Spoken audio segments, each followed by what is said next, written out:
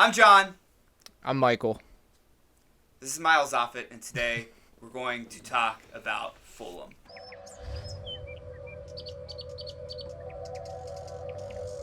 Hey, Wood, let me hold that beat.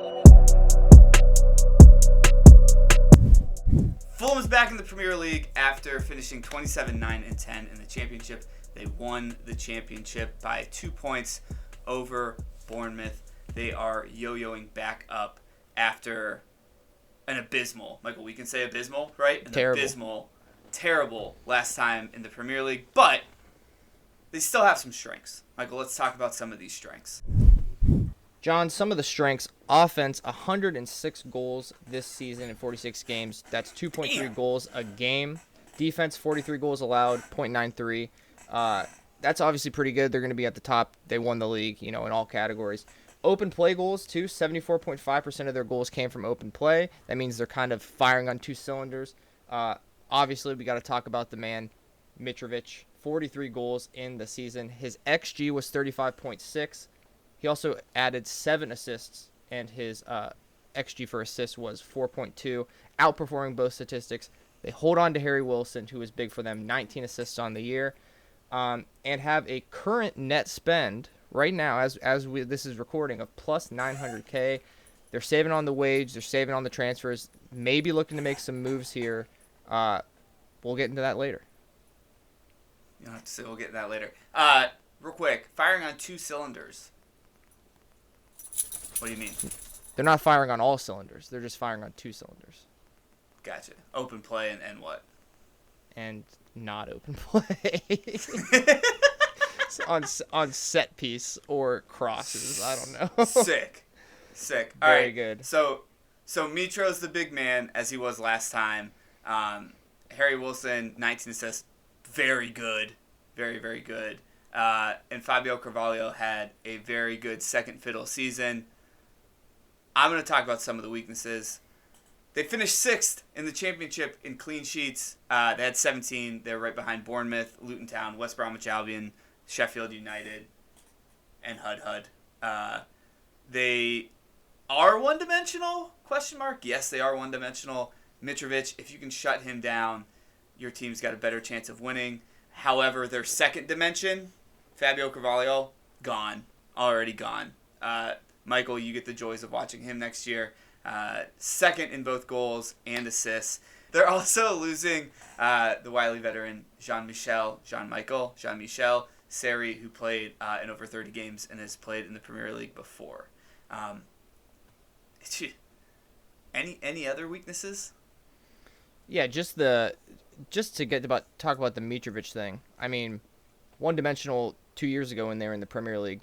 That didn't turn out very well. Yeah, it didn't turn out very well. Hopefully, I think they have a little bit better plan to get him involved. So hopefully it won't be a lot of the same, but we'll have to see. 43 goals is nothing to scoff at, though. I mean, 43 goals is pretty fucking. It's most solid numbers. I would say, right? It's more than most solid numbers. 40, I think he scored 43. Yeah, it is.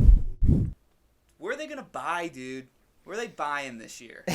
What is this personality you have going right now? It's my pod personality. They need some defensive help. Adarabayo, Tim Ream, the American, and Anthony Robinson, the other American.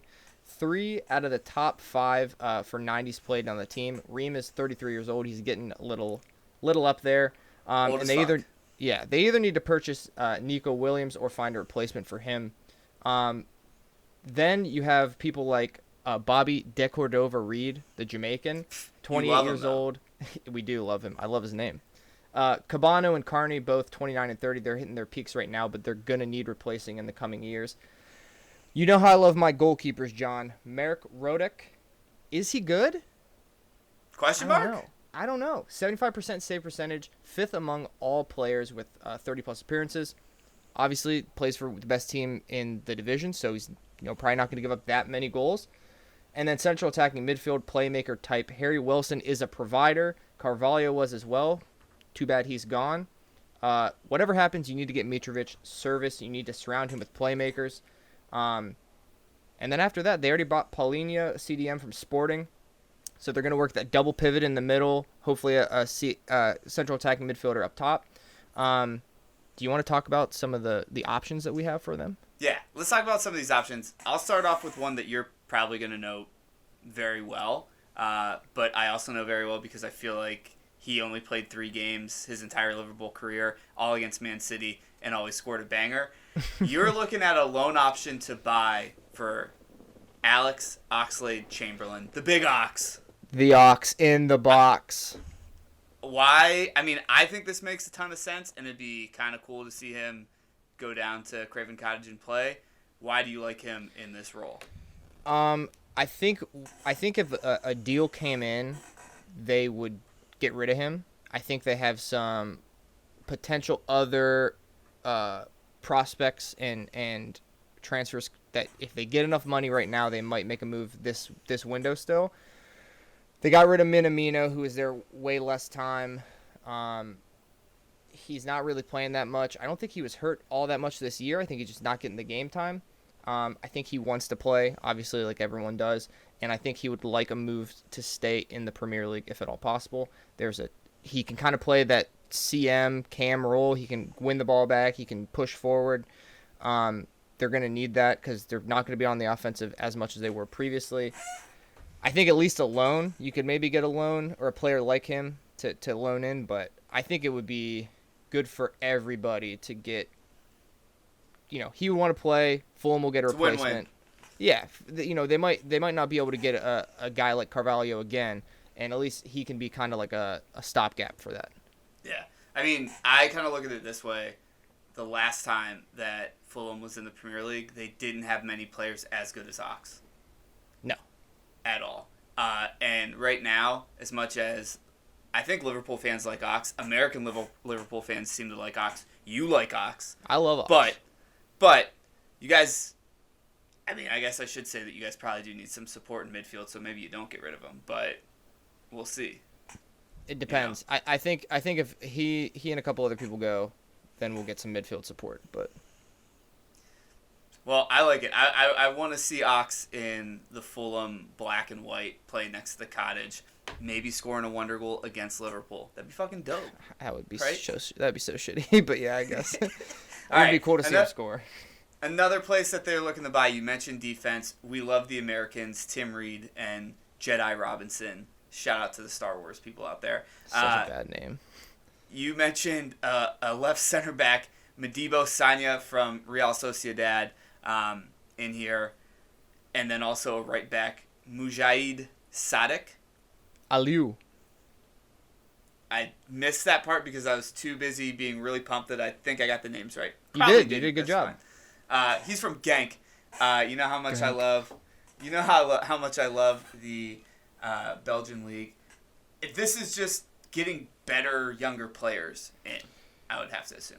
Yeah, I think they have some. I think Fulham have some experience. Obviously, there's a lot of guys that were. Harry Wilson's been there. Mitrovic has been there. They've been on the Premier League teams. They have that experience that maybe the other 2 promoted teams don't really have so much. Yeah. I think what they did last time is they tried to bring in as many good players as possible, and didn't really think about how it fit in. Mujahid Sadiq Aliou is pretty good. He's comparative to Nico Williams. I think they'll still try to get Nico Williams. He was already there. They know him better. You want to stick with somebody that's already been there and performed well for you. But if they can't get him, he's a cheaper option. And then Sagnan is for Real Sociedad. He's a left-sided center back, plays the ball really well. That's what the Premier League is now. You need center backs that play the ball pretty well. I think it's a low-cost option for them. They could splash the cash too. They could go after somebody big. I mean, they're in the Premier League now. They can use that to their advantage. But I think it's just a better option. I think you just stay young and develop the guys. And I actually think it's pretty good for them if they just commit to that. Well, I think last time they spent pretty heavily, and it just didn't go their way. Yes. So I would be willing to bet that they're a little gun shy to be able to do that. Nico Williams is on the tip of the tongue of most teams that finished 15 and below in the Premier League, or that we're I know the Forest is looking at him too. Have you gotten to watch him play? I know he's a Liverpool guy, so it's like, have you gotten to watch him play much? Is it going to be more service? Is he going to be able to play the ball? Like, is he eventually going to fit into that Liverpool team, and now it's like just makes sense for him to get Premier League time? Well, no, he's probably not going to ever fit in because okay. Well, because Trent's ahead of him, and they're like the same age. So realistically, unless he plays switch position, Trent goes into the midfield, which I wouldn't really want to happen. Kind of screws that whole thing up. He's also kind of a different profile.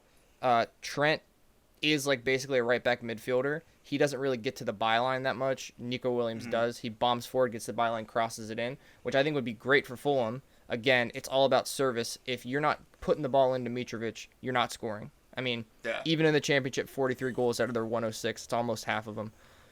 I just think he's probably the best option. Whether or not you can get him long-term, what the price is going to be, you're buying from an English club, it's a little bit different. But, I mean, they have the money. Like that would probably be the first thing I would do. And then Tim Ream can still play, but you need somebody who's going to – they need people who are going to fit in and develop, because I think they're good enough right now to stand a fighting chance. What they did last year was they bought all these people and said, well, now we have better players, we'll be better, and that just wasn't the case. Yeah. They need to get people that, like LeBron told Kevin Love one time, you need to fit in, don't fit out, essentially. Yeah, kind of. Check me on that one. All right, the last thing, you mentioned it already, but they got Polina, a CDM from Sporting. They got to be excited about this too. I mean, Bruno Fernandes, Ruben Diaz, your boy from Liverpool, Luis Diaz, and now I got a ton Nunez. of other people on the tip of my tongue that my brain is just too stupid to figure out. Darwin. Buying players from the Portugal League is like kind of a safe bet now. Yeah. Well, and I think too, how I was listening to somebody describe it is they have all these analytics teams now. You know, it's obviously you're still watching people play and you know, all that stuff, but they have these analytics, and going and spending more money in the Spanish league potentially, or the French league or something like that. The Portuguese league is incredibly undervalued, and they think that you can get more for less cost if you go to the Portuguese league and get a guy there, and they think that the talent's good enough. Polina he's Premier League dude. He is gritty as fuck. He's a ball winner. He is he's not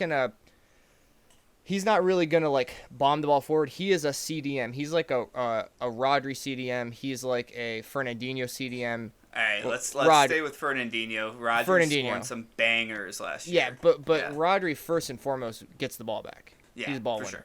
Yeah, but Fernandinho I think is probably closer, maybe not talent wise, but that type of player. So that'll be really good for them.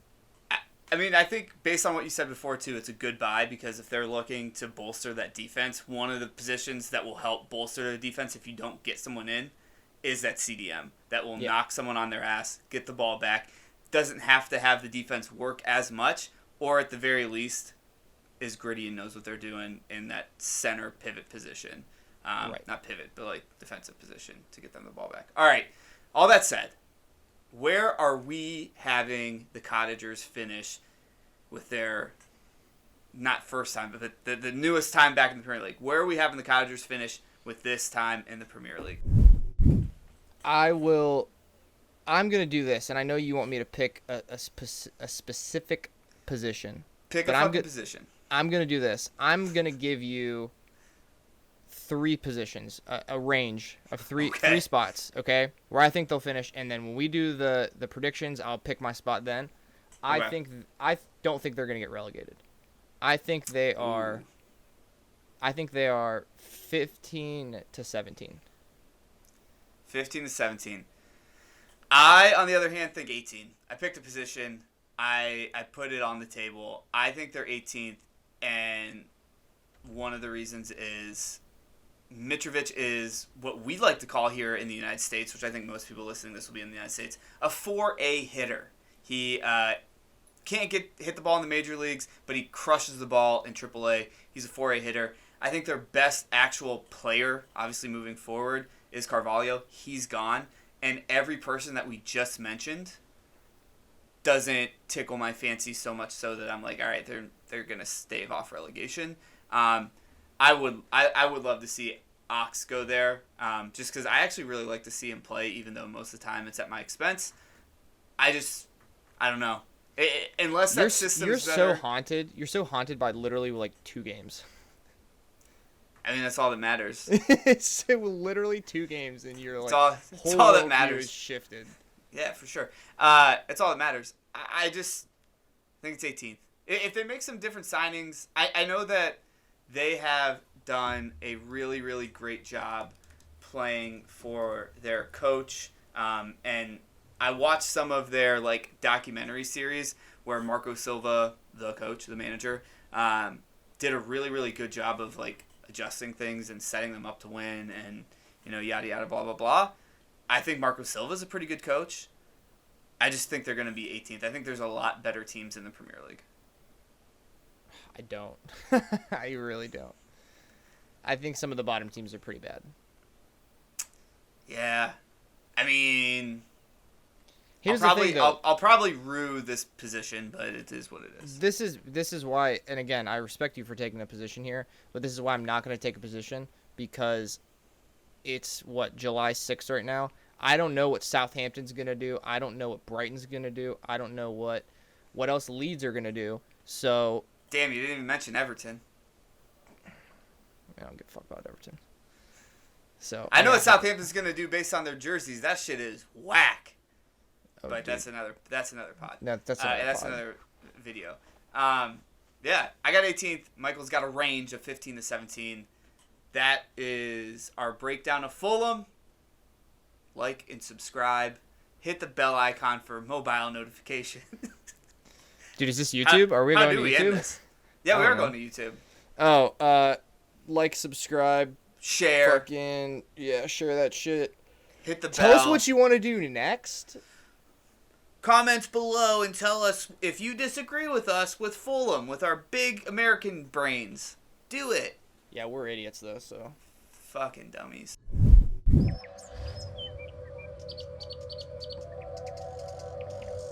AJ Wood, let me hold that beat.